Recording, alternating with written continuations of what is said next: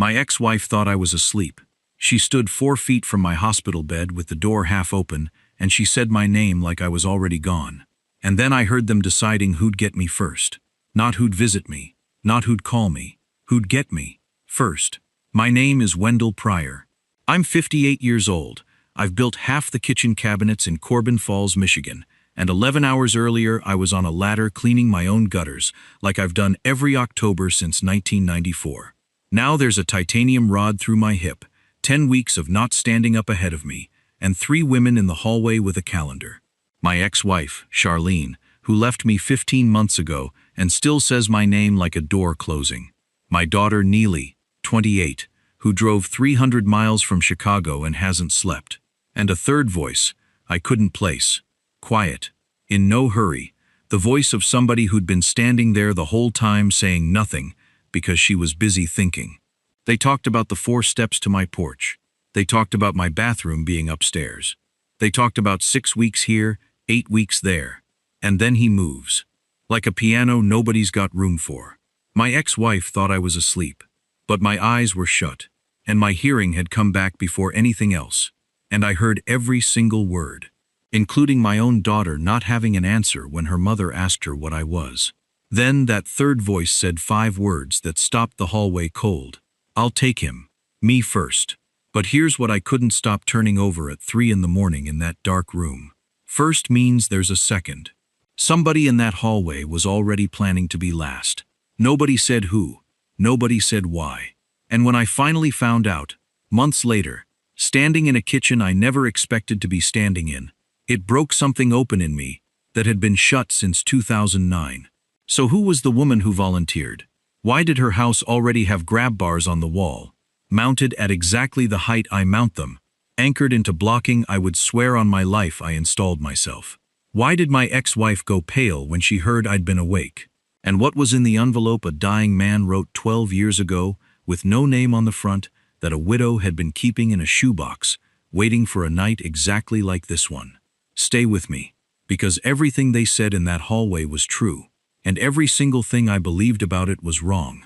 Let me take you back 11 hours, because you need to see the man I was in the morning to understand what died in that hallway at night.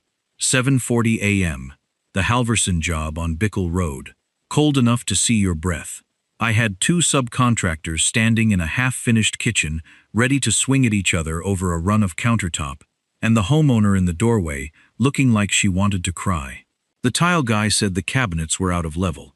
The cabinet guy, that's me, said the floor was out of level, and I had a 4-foot bubble in my hand that agreed with me. Everybody talking at once. I didn't raise my voice. I have never once raised my voice on a job site in 34 years. I set the level on the subfloor, crouched down, on my own 2 knees, and I want you to remember that I could do that. And I said 4 words. Shim it. I'll pay. That was it. That was the whole fight. Tile guy went back to work. Homeowner went and made coffee. Cabinet guy, me, ate $160 out of his own pocket to keep the peace, because that's cheaper than a bad week. That's who I was at 7:40 in the morning. A man who fixed things. A man people called when it mattered. Wendell Pryor, 41 years in this town, never late, never loud, never once left a job unfinished. At 4 in the afternoon, I got home to an empty house on Kessel Street and put my ladder against the gutter on the north side. I want to tell you something about that ladder. It was a good ladder, fiberglass. I set it on the flat part of the walk, not the grass. I had 3 points of contact. I did everything right. There was a wet oak leaf on the 3rd rung from the top. That's it. That's the whole story. 1 wet leaf and 58 years in gravity. And the last clear thought I had before the world turned over was that I'd left the truck unlocked. I remember the sound more than the pain. A sound like a green branch snapping inside a coat. I remember lying on my own driveway, looking straight up at a white sky, and the cold of the concrete coming through my shirt, and thinking very calmly, nobody is coming. Nobody was in that house. Nobody had been in that house for 15 months. The mail carrier found me 40 minutes later. Now here's the part they don't put in the brochures. When you come up out of anesthesia, your hearing comes back first, long before your eyes work. long before you can move your mouth or lift a finger or make a sound. So for a while, you are only a pair of ears in a dark room. And the world talks right over the top of you. Because as far as anyone can see, you're just a shape under a blanket. Furniture with a heartbeat. I came up out of that dark around 9 at night. I know, because I heard a woman down the hall say the shift change was at 11. I heard the little tick of the IV pump beside my head. Like a clock, counting something that wasn't time. I heard a cart squeaking somewhere far away. I heard my ex-wife's shoes. 22 years of marriage, and I could pick Charlene's walk out of 100. Quick, decided, heel first. She walks like a woman who already knows where the parking spot is. The door was half open. She was maybe 4 feet from my bed, out in the hall, and she said my name to somebody. Dell. And she said it the way you say a thing that's already been settled. He can't go back to that house. Mom. 4 steps to the porch, bathrooms upstairs. Neely, he'd be dead in a week. My daughter's voice, cracked and thin and running on gas station coffee. So he stays with me. You've got a studio apartment, on the 3rd floor. I've got a couch. He can't get to a toilet from a couch, sweetheart. I want you to understand what it does to a man to lie in the dark and hear 2 women he loves discussing his toilet. I couldn't open my eyes. I genuinely could not. But something in my chest was folding up small and quiet, like a dog getting under a porch. Then what do you want me to say, Mom? Neely again, and she was close to breaking. Because you're doing the thing where you shoot down every single idea, and don't put one on the table. I want to know who takes him first. That word. First. That's all I'm asking, Charlene said. And she said it brisk, almost impatient, the voice she uses on the phone, with a title company. Somebody takes the first stretch. 6 weeks, 8, whatever the therapist says. Then we figure out the rest. Then he moves. Then he moves. Like a piano. Like a deep freeze in a basement. Like a dog after a divorce. Well, one of us has to take him. He's not a puppy, Mom. Then what is he, Neely? And here's the moment. Right here. This is the moment I'll be carrying when I'm 90. My daughter didn't answer. 20 seconds. I counted them by the ticks of that pump. 20 seconds of hospital hum and a man's voice way off down the hall saying I'm looking for 412. And my only child could not come up with one single word for what I am. Something happened in me then, and I need to be honest about it. Because this is the part men my age don't say out loud. I wasn't angry. I was ashamed. 58 years old, half the kitchens in this town, and I had turned, in about 11 hours, into a scheduling problem, a thing on a calendar, a load somebody was going to have to carry, and they were standing in a hallway trying to figure out how to split the weight, so nobody got stuck with all of it. I thought, don't let them know you're awake. I don't know why. Pride, probably. The last thing I had left was that nobody knew I'd heard it. And then the third voice spoke. Low, unhurried, the kind of voice that has been standing there the entire time not saying anything because it was busy thinking, and when it finally opens its mouth, the whole hallway shuts up. I'll take him, me first. Addie. Charlene's tone changed, and I couldn't read it, and I've been able to read that woman since 1998. You've got the store. I've got a first-floor bedroom. I've got a walk-in shower with the bars already in it.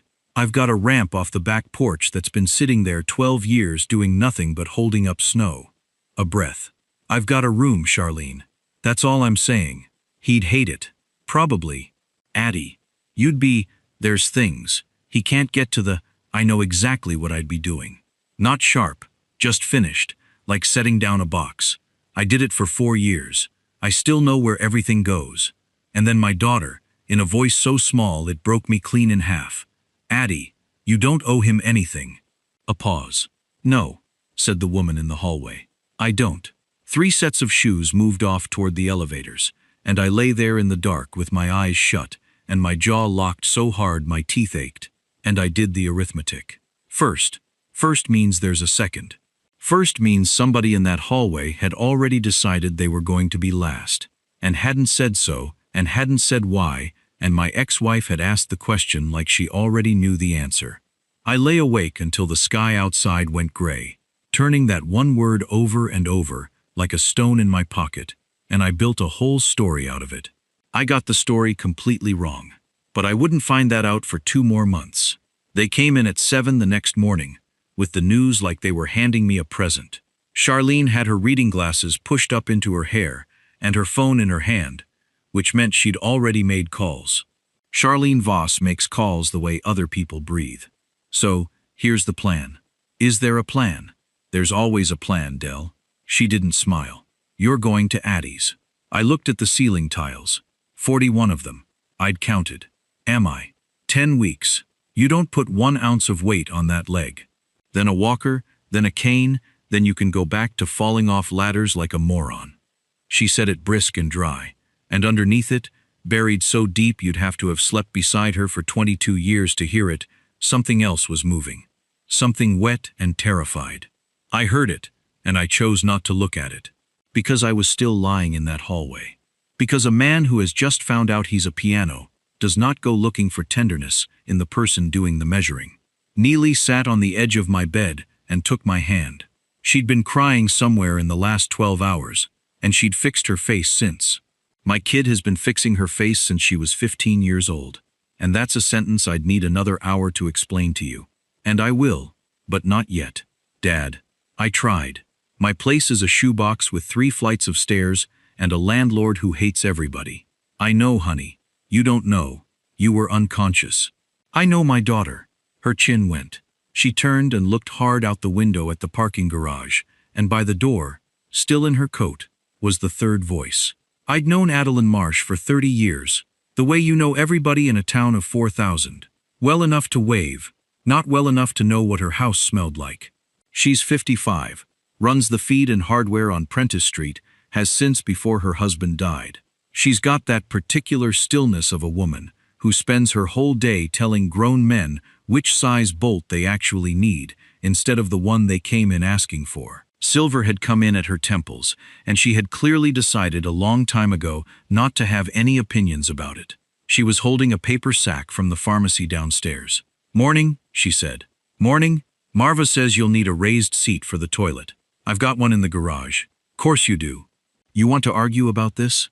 I looked at her, and I thought about the hallway, and I'll take him, me first, and the 20 seconds where my daughter had nothing to say.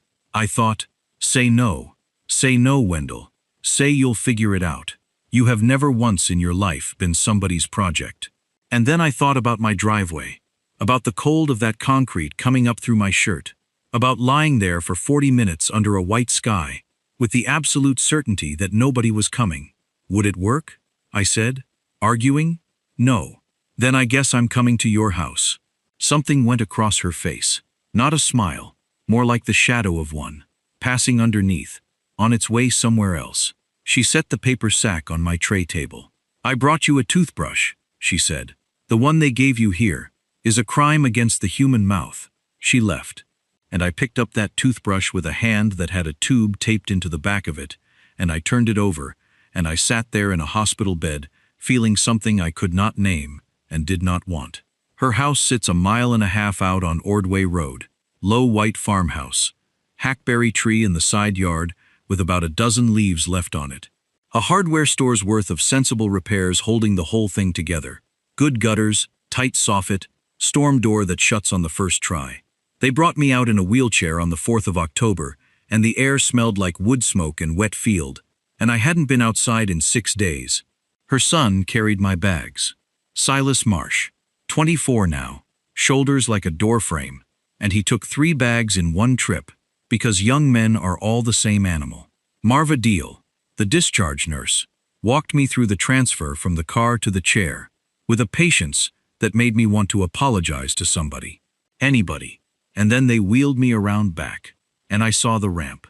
Now, I need to slow down here, because I need you to understand what it is to be a builder. Most people look at a ramp and see a ramp. I looked at that ramp, and I saw my own handwriting. I knew the pitch of it. 1 inch of rise for every 12 inches of run, which is code, and which nobody actually does, because it makes the ramp twice as long and everybody cheats to 1 in 8 and hopes the inspector's in a hurry. I did not cheat. I remember standing in a cold March rain arguing with a county inspector about that exact pitch for 20 minutes. I knew the pressure-treated 4x4s. I knew the bullnose on the edge of the top landing, that little rounded-over lip because I did that so a wheel wouldn't catch and pitch somebody forward onto their face.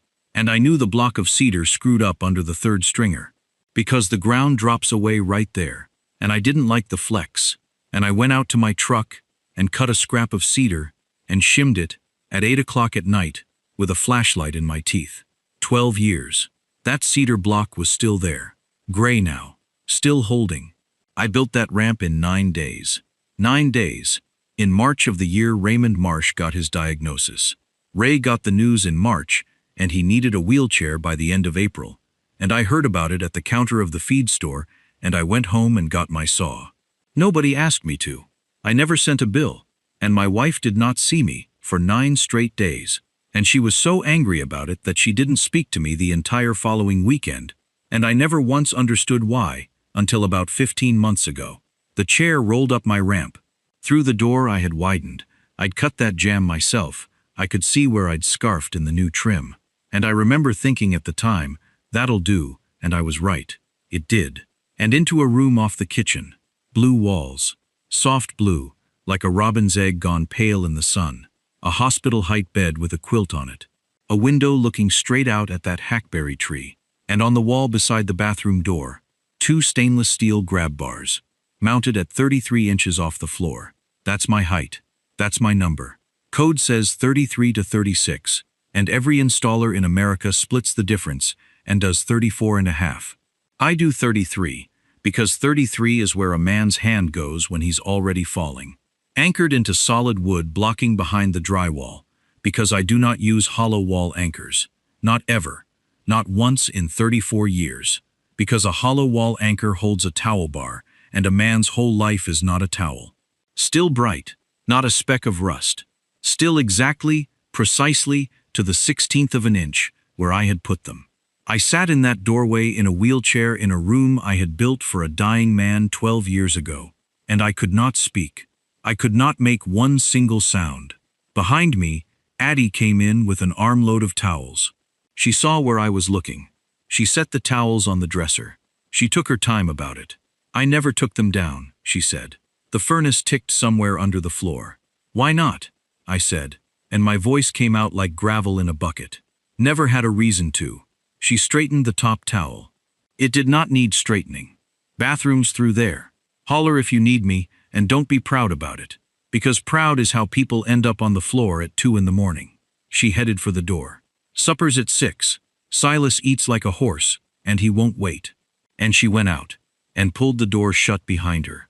And I sat alone in that blue room, in a wheelchair, at 58 years old, staring at 2 pieces of steel I'd screwed into the wall with my own hands, in the spring of a year, when I still had a wife, and a father, and 2 working legs.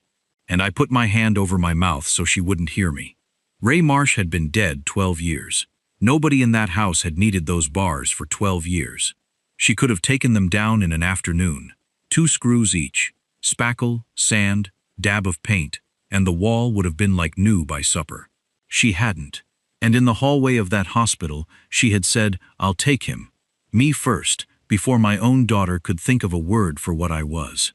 I lay in that blue bed that night, listening to a strange house settle around me, and I turned that over, and over, and over. And somewhere around 2 in the morning, staring at the ceiling of a room I'd helped build, I finally asked myself the question that was going to take me all winter to answer. Why would a woman leave grab bars on a wall for 12 years? Because there's only 2 reasons a person doesn't take something down. Either they can't bear to touch it, or they're waiting this. The first thing they take from you is not your legs, it's your reasons. For 34 years I woke up at 5:15 because somebody was waiting on me.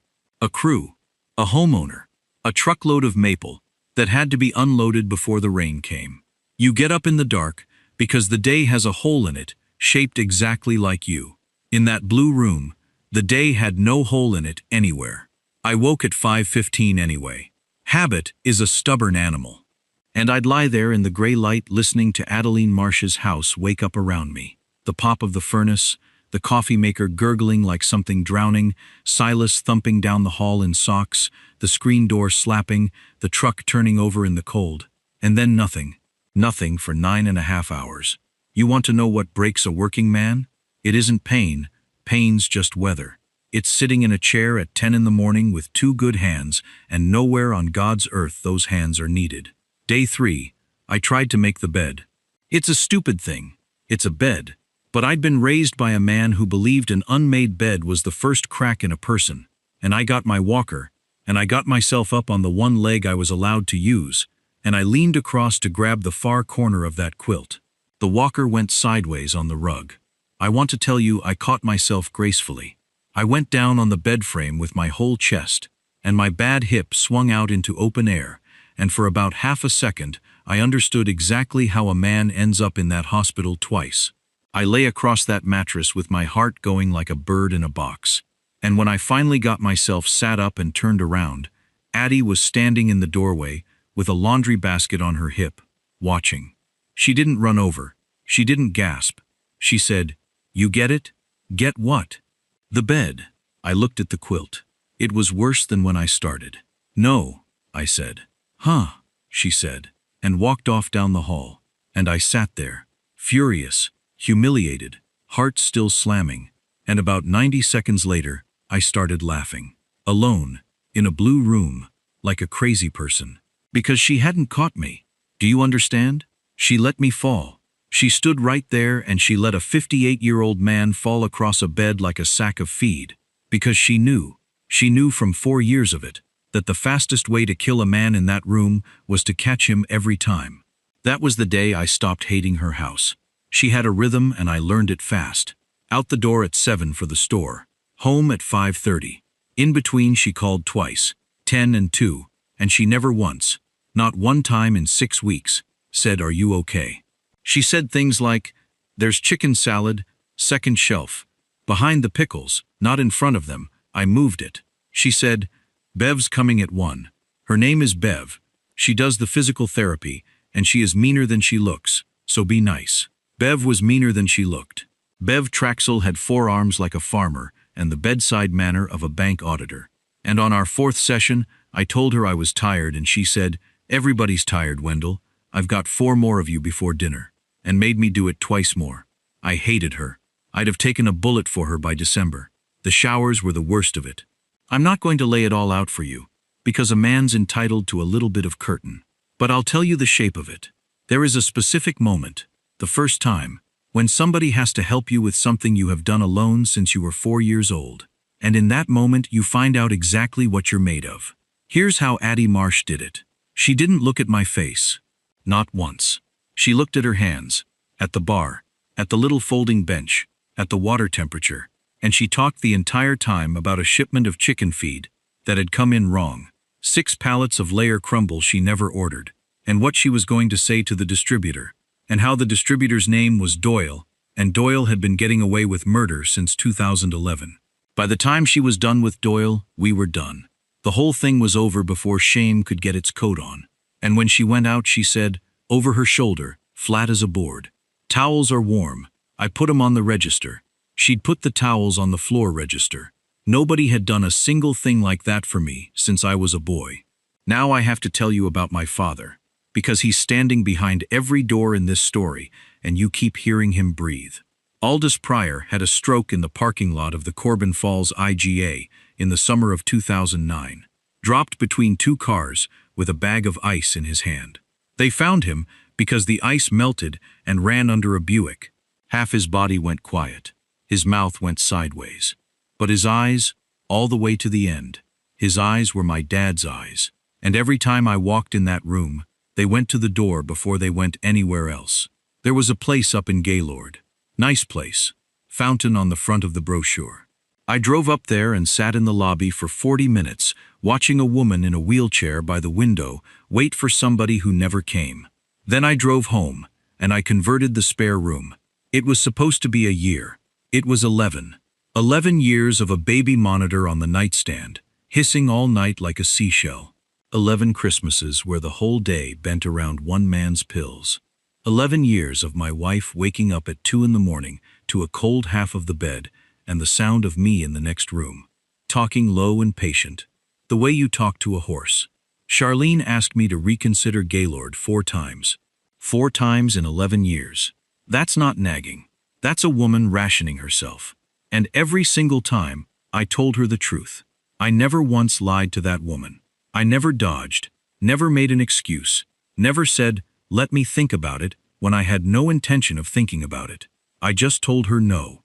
And she'd say, "Why?" And I'd say, "Because I gave my word."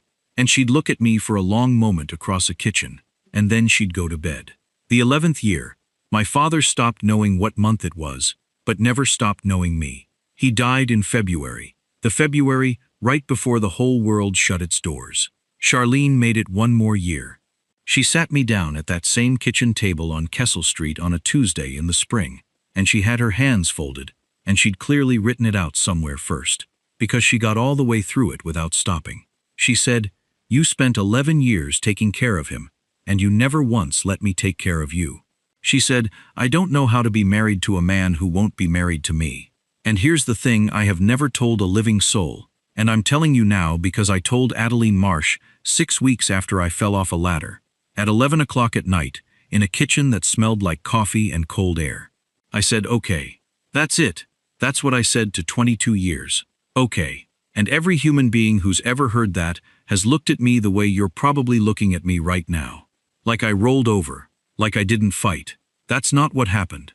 It was almost midnight, and Addie was at the kitchen table with the store's books, glasses down her nose, pencil behind her ear, and I'd rolled out because my hip was singing and I couldn't sleep. And she'd said, "Sit down. Don't stand there like you're waiting to be seated." So I sat.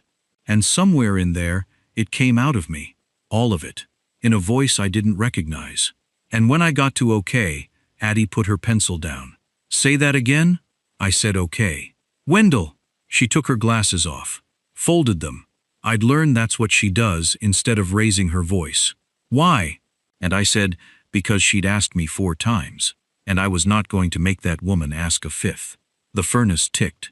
She wanted out. She'd earned out. And I was not going to stand in my own kitchen and make her be the villain just to keep her. My hands were flat on the table. Everybody in this town thinks I got left. I didn't get left, Addie. I opened the door. Those are different things, and I'm the only one who knows it. Adeline Marsh looked at me for a long, long time. Then she said, "Quiet. 11 years. Why'd you really do it? The 11 years. Nobody does 11 years on stubborn alone." And there it was. The whole thing. The actual reason. Sitting right there in my mouth. I could have handed it to her. I wanted to. She'd earned it. She'd put warm towels on a register for a man she barely knew. I looked at her across that table, and I said, "That's mine." She didn't flinch. She picked up her pencil. "All right," she said, and went back to her books, and never asked again. That's the night I knew I was in trouble. Because a woman who lets you keep something is more dangerous than one who takes it. She did tell me one thing, though. Later, out of nowhere, still marking her inventory sheet, "You taught Silas to drive." That was a long time ago. He was 16. It was the summer after Ray.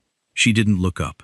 "You put him in that truck of yours and drove him out to the gravel pit twice a week for 3 straight months, and I never asked you to. Not once. Kid needed something to do that wasn't sad."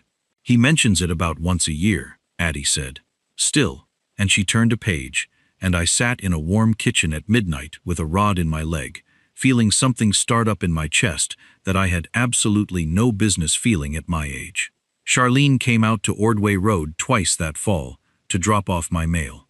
The second time was late October. I was at the kitchen table complaining about the chicken salad. I'd asked Addie 4 days running why she put celery in it, and she'd said, "Because I like celery, Wendell." And I said, "The celery is a texture problem." And Silas nearly choked laughing. I looked up and Charlene was standing in the doorway with a rubber-banded stack of envelopes, watching me.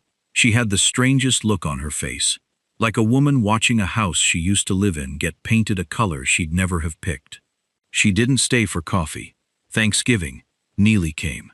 She drove 300 miles and made a green bean thing out of a magazine that had crispy onions on top, and nobody finished, including her. And Silas ate the onions off it with a spoon. Charlene came too. That's a small town thing, and a divorced parents of one child thing, and it was awkward for about 11 minutes, and then it wasn't. Because Addie Marsh is constitutionally incapable of letting a silence get comfortable. I was on a walker by then. standing up on my own like a champion. Slow as a glacier with opinions, but standing. After the pie, Neely got my coat and pushed the back door open and said, "Come outside with me." We went out on the ramp, my ramp. She sat down on the top of it, with her arms around her knees, the way she used to sit on the tailgate when she was 9. The cold came right through my coat. Way out past the hackberry, the field had gone silver with frost, and you could hear a dog barking about a mile off. "Mom sold the house on Kessel," she said. I already knew. It had been in the paper. She bought that ranch on Fairbanks. The little one.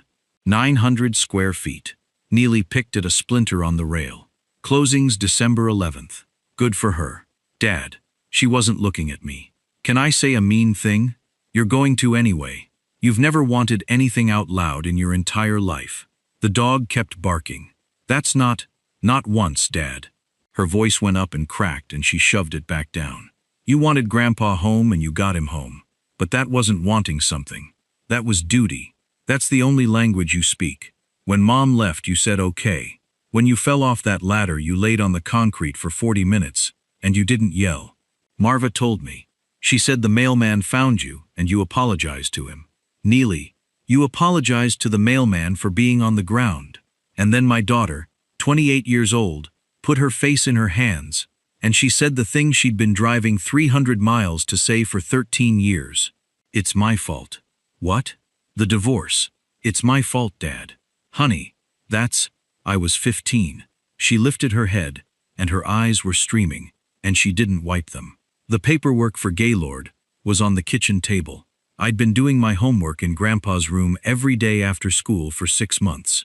He liked it. He couldn't talk right, but he'd listen to me read my history chapter out loud, and he'd do the thing with his eyebrows. I couldn't breathe. And I asked you a question. Do you remember what I asked you? I remembered. God help me. I remembered every syllable. She'd been standing by the refrigerator with a glass of milk in her hand, and Charlene had been at the sink with her back to us, not moving. Neely had said, "If it was you, Dad, if it was you in that bed, would you want us to send you there?" And I said no. And my 15-year-old daughter set that glass down and looked me dead in the eye and said, "Then don't send him. Promise me. Say it out loud." And I said it out loud. I said, "I promise." And my wife stood at that sink with her back to us and did not say one single word. Because what in God's name do you say when your child asks that? Nothing. That's what you say. You say nothing. And that nothing was her signature on the next 11 years of her life, and she knew it the second it happened, and she never got to take it back. "I made you promise," Neely said. And now she was really going. Shaking, 28 years old and 15 years old at the same time. "I made you promise, and then I went off to college and left you both in that house with it. I got to leave, Dad. I got to leave. And you kept my promise for 11 years and it cost you your marriage. And you have never once, not one time, said a single word about it to me." I got myself down onto that ramp, beside my daughter. It took a long time, and it hurt like the devil, and I did not care. I put my arm around her, and she folded into my shoulder like she was 9. "Listen to me," I said. "Are you listening?" She nodded into my coat. "You didn't make me promise anything. You asked me a question, and I already knew the answer. And you were the only person in that house brave enough to make me say it in front of your mother." My throat was closing. "You didn't cost me a thing, Neely. I'd do the 11 years again. I'd do 15. She cried harder. "But?" she said. "Say the but, Dad. There's a but. I've been waiting 13 years for the but." And there was. "But I never told her why," I said. "I told her no 4 times, and I never once sat down and told that woman it was a promise I made to her daughter. Because if I'd said it out loud, she'd have had to be the one to break it." I looked out at the frost. "So I let her think I just loved him more than her. For 11 years. Neely wiped her face with the heel of her hand. "Dad, that's the saddest thing I've ever heard in my life." "Yeah, you have to tell her. She's got a new house, honey. She's got a life. What's the point of ask for something?" My daughter turned and grabbed the front of my coat with both fists like she was going to shake me. One time. Out loud. Where a person can hear you. "That's all I want for Christmas, Dad. I don't want anything else. I want to watch you want something." Behind us, through the lit kitchen window, Addie went past carrying a stack of plates, and Silas said something to her, and she swatted him with a dish towel without breaking stride, and Neely followed my eyes. And my daughter, who has been fixing her face since she was 15 years old, looked at me and started to laugh through her tears. "Oh," she said. "Oh, don't. Dad, don't you start. How long? Neely, how long, Dad?" And I said, "Since the towels." I told Addie the other thing 3 days later, the hallway thing, that I'd been awake. It came out because of a step stool. She was up on it, reaching for the top shelf of the pantry, and I said, "Be careful," and she said, "I've been getting things off that shelf since Reagan." And something in me just tore loose. I told her I'd heard all three of them. That I'd heard Charlene ask who'd take me first. That I'd heard my own daughter have no answer. She got down off that stool.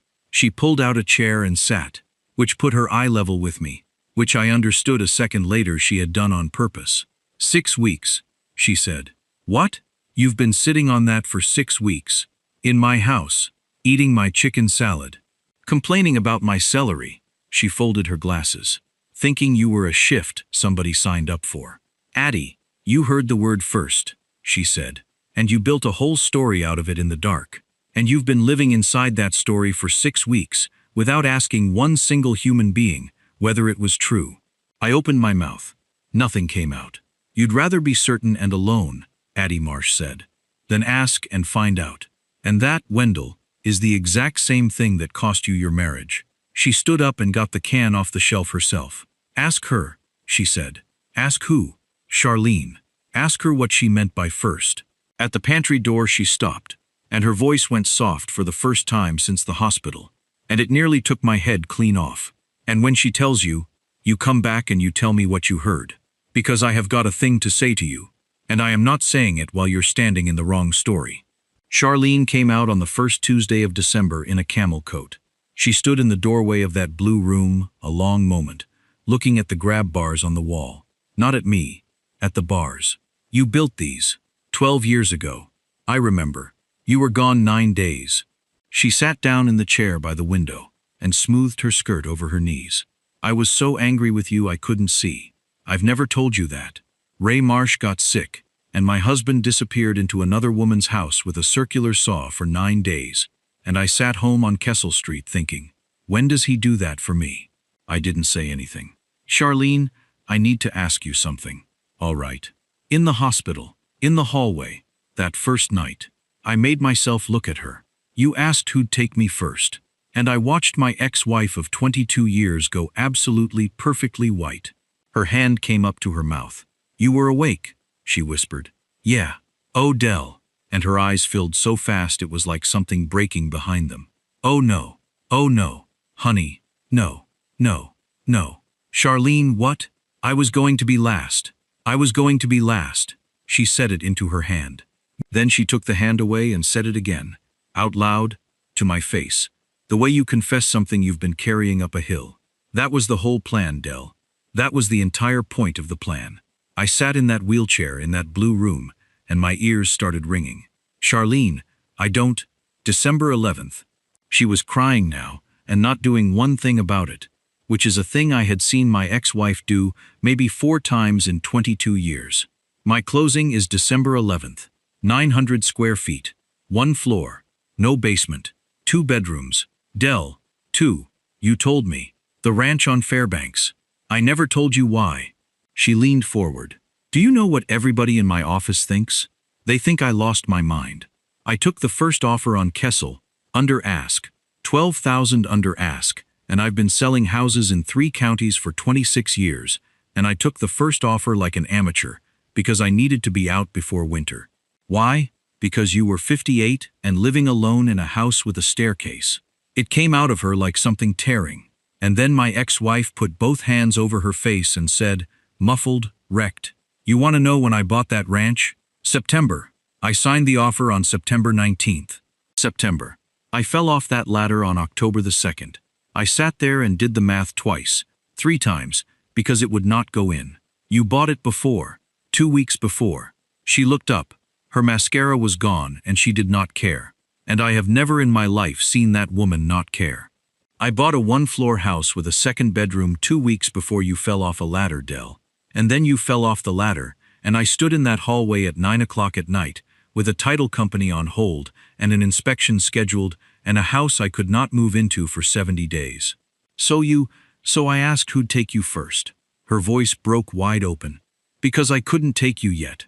Because my house had 4 steps and a staircase and a buyer's inspection, and yours had 4 steps, and my daughter had a couch on the 3rd floor, and somebody had to hold you for 10 weeks until I could. The furnace ticked under the floor. Out the window, the hackberry had nothing left on it at all. I was going to be last, Charlene Voss said. Last is the one that keeps you.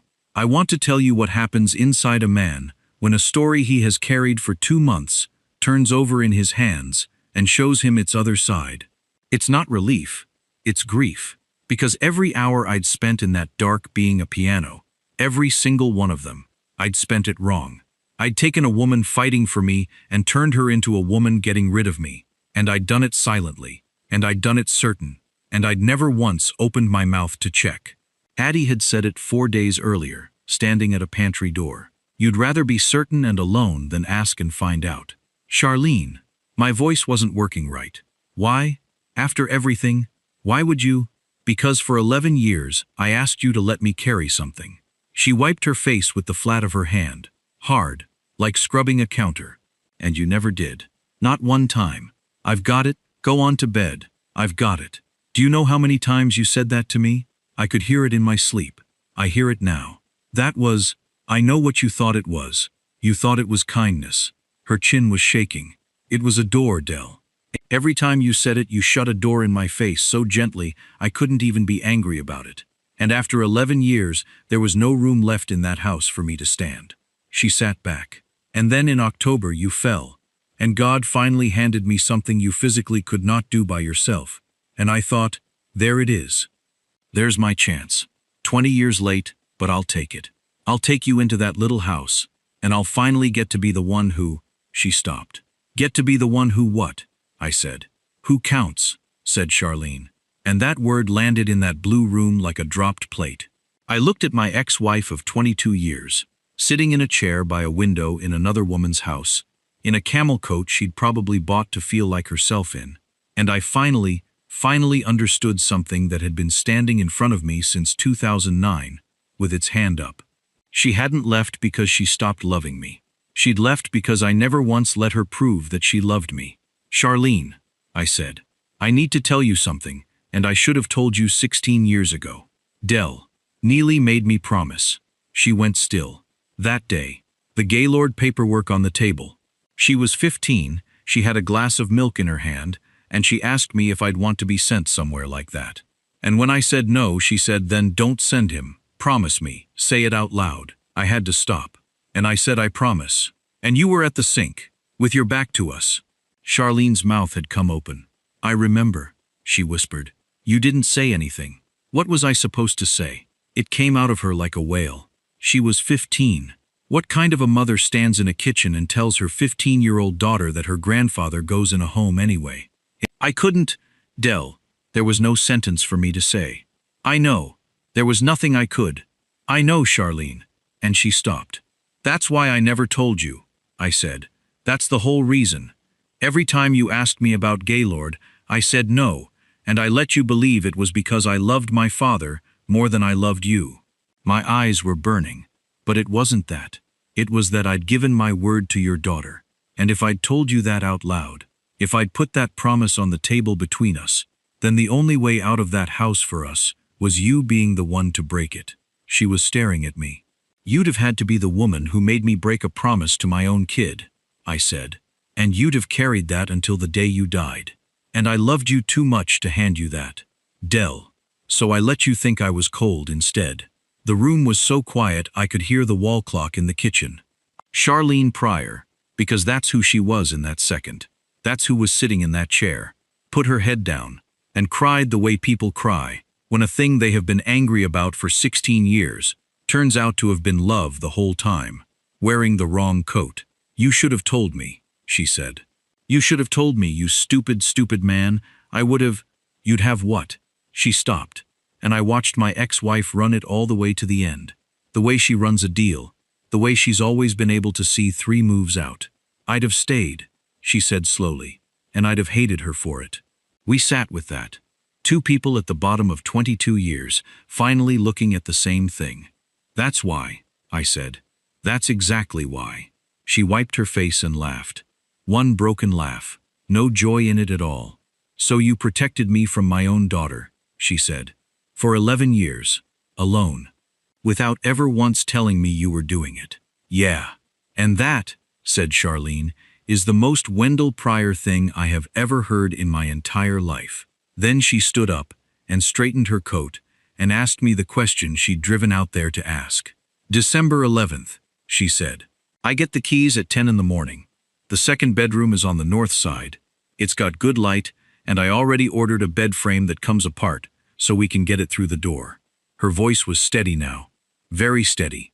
Real estate steady. Come home with me, Del. And I sat in that wheelchair in that blue room, and I looked at that woman, and I said, no. She flinched. Charlene, listen to me. Listen. I reached out, and she gave me her hand, cold from the drive. You didn't buy that house for me. You bought it for a version of us that we didn't get. And if I move into that north bedroom, you're going to spend the next 10 weeks trying to buy something back with soup, and I'm going to spend the next 10 weeks letting you, because I owe you. And that's not a marriage, honey. That's a bill. Her eyes closed. You don't owe me anything, I said. Not one thing, and I am not letting you pay me back for a debt you never had. I wanted to fix it, she said. I know. I wanted to fix me. I know, Charlene. She stood there holding my hand in a room I had built for a dying man, and then she nodded. Once, the way she does when a deal's done, and let go. Then I'm going to say the other thing, she said. The real one. Okay. I drove out here in October to bring your mail, and I stood in that doorway and watched you complain about celery. She almost smiled. You were comfortable, Del, sitting in a wheelchair with your leg wrecked, in a house that isn't yours, arguing about a salad. In 22 years I never got you comfortable. Not once. She picked up her purse. I got you grateful, she said. There's a difference, and it took me till 57 to learn it, and I learned it standing in another woman's kitchen. At the door she stopped. You're coming for Christmas. Neely will burn the house down otherwise. Charlene. What? For what it's worth, I said. I never got left. I opened the door, and I have never once told anybody that. And I want you to know it, because you've been walking around this town for 15 months, letting people think you're the one who quit. Charlene Voss stood in that doorway with her ruined face and her camel coat. Thank you, she said. That's the one I wanted. And she left. I told Addie that night. All of it. Every word. She listened the way she listens, with her eyes somewhere else, and her whole self pointed at me. When I finished, she said, All right. Sit there. It's my turn. She got up and went to the hutch in the front room, and came back with a shoebox. Not a fancy box. A shoebox. Women's size 8. Some brand that doesn't exist anymore. Corners soft with handling. And out of it she took an envelope so worn, it had gone almost like cloth. Ray wrote 4 of these, she said. February, before he got bad, while he could still hold a pen. She laid them out on the table like a hand of cards. One for Silas at 18. One for Silas's wedding, whenever that fool decides to have one. One for me on our anniversary, which I read every year on the 14th of June. She picked up the 4th. And this one, which he didn't put a name on. He just said, her voice caught. He just said, You'll know. Addie, I'm going to read you 2 lines, she said, and then it goes back in the box, because the rest of it is mine. She put on her glasses. Her hands were not steady. Adeline Marsh's hands, which I had watched count out fence staples and lift 50-pound sacks, were shaking like leaves. She read, Adeline, don't you dare sit in that house, being somebody's widow. You're 53 years old, and you are the best thing on this road. She turned the page. And when Wendell Pryor is finally free of everybody he's carrying, ask him over for supper. He built me a ramp in 9 days and never sent a bill. A man tells you everything you need to know with his hands. I'd rather it was him than some fool I never met. She took the glasses off, folded them. The kitchen clock went on doing what it does. He was gone by April, she said, and you were still married. Then you weren't married, but your daddy was still living. Then your daddy passed, and there was a whole plague on, and the world shut its doors. She put the letter back in the box. And by the time everybody stood back up, Addie said, "You'd gone quiet as a stone, and I was 55 years old with a store to run. 12 years. 12 years. She put the lid on the shoebox. I left the bars on the wall and the ramp on the porch, and I told myself it was because taking them down was work. She looked straight at me. It was not because it was work, Wendell. I could not have spoken if the house had been on fire. Now here's my thing, she said. The thing I wouldn't say while you were standing in the wrong story. She put both hands flat on the table. When Charlene stood in that hallway and asked who'd take you first, Addie said, I want you to understand what happened inside me. Because you're a man who builds stories in the dark, and I'd like to hand you the right lumber for once in your life. Okay. I did not volunteer for a shift. Her chin came up. I heard the word first, and I thought, I have waited 12 years, and I am not going to be second. 10 days later, on the 11th of December, I stood up in that kitchen.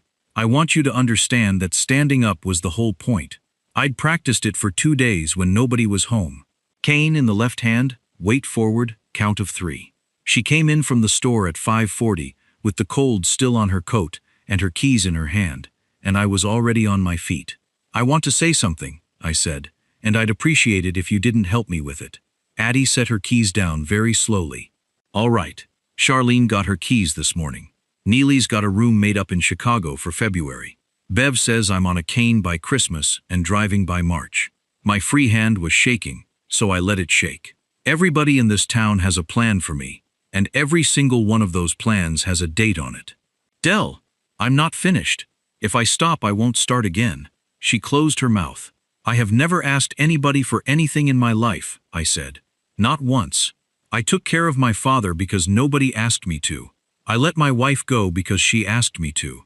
I laid on a driveway for 40 minutes with a broken hip, and when the mailman found me, I apologized to him. Her eyes went bright. I have spent 58 years being the man who says I've got it, go on to bed, I've got it. And I thought that was love. My voice went out from under me, and I hauled it back. It wasn't. It was a door. I've been shutting a door on every person who ever tried to get near me since I was 22 years old, and it cost me a marriage, and I did not understand that until I was sitting in your blue room, looking at 2 grab bars I put in the wall myself. Addie hadn't moved an inch. So here it is, I said. I don't want to be first. Wendell, I don't want to be a stretch, or a shift, or 6 weeks, or a hard case that a good woman was decent enough to take on. I took a breath that went all the way down. I want to stay. The refrigerator hummed. I want to fix that pantry shelf so you never get up on that stool again. I want to eat supper at 6, because your son eats like a horse and won't wait. I want to be in this house on purpose instead of by arrangement. I made myself hold her eyes and not look away, which was the hardest physical thing I did all winter, including walking. I'm asking, out loud, where a person can hear me. That's the whole speech. And then I said it. Adeline, can I stay? Adeline Marsh stood in her own kitchen in her coat, with the cold still coming off her. Then she crossed that floor and put both hands on either side of my face. Rough hands, hardware store hands, cold from the truck. And she pulled my head down and kissed my forehead. Slow and hard. The way you press a seal into wax. 12 years, she said into my hair. And you thought I might say no.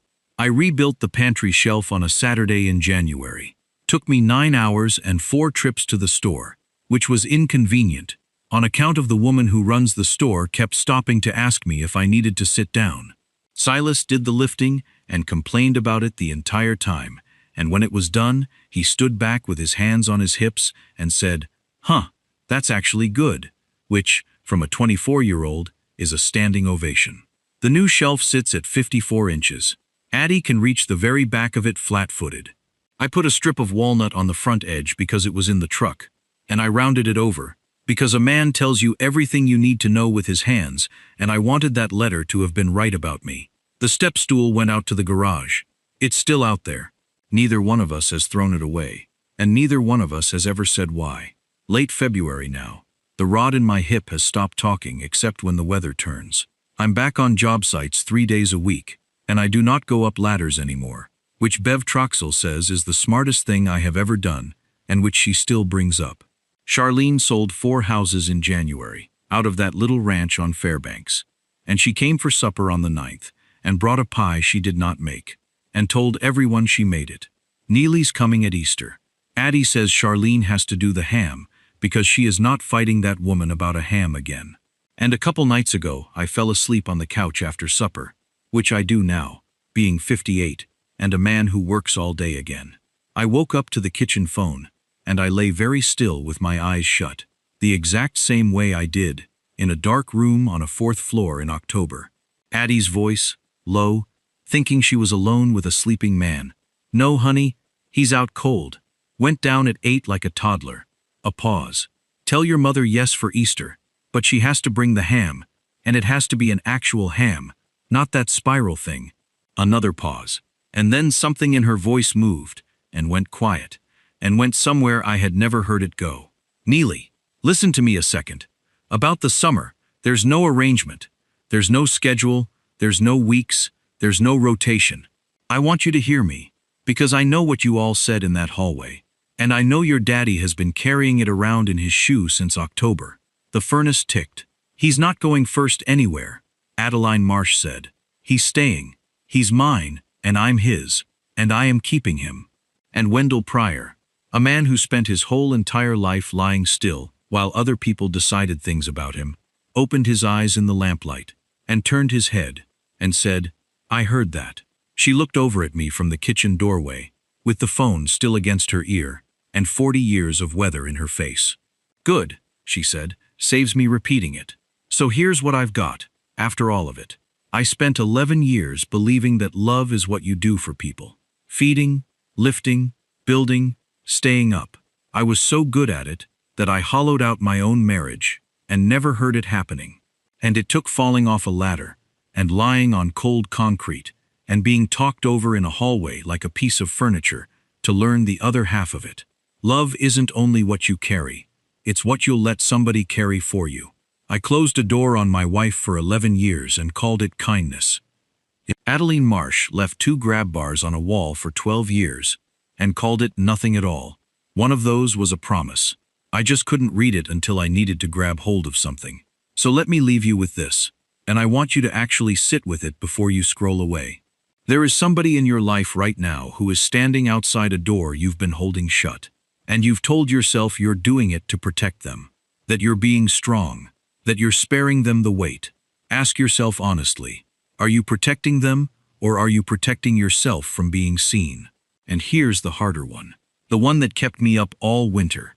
Who has been quietly waiting on you, leaving something on a wall, keeping a light on, saying nothing for years, while you told yourself that nobody was coming? Tell me in the comments. Tell me about the person you almost missed, or the one you're still missing. I read every single one. And if this story moved you, if you saw yourself anywhere in that hallway, hit that subscribe button and turn on the notification bell, because the bell is the only way you'll know when the next story goes up. Don't leave it off and wonder later. Some people are waiting on you. Don't make them wait 12 years.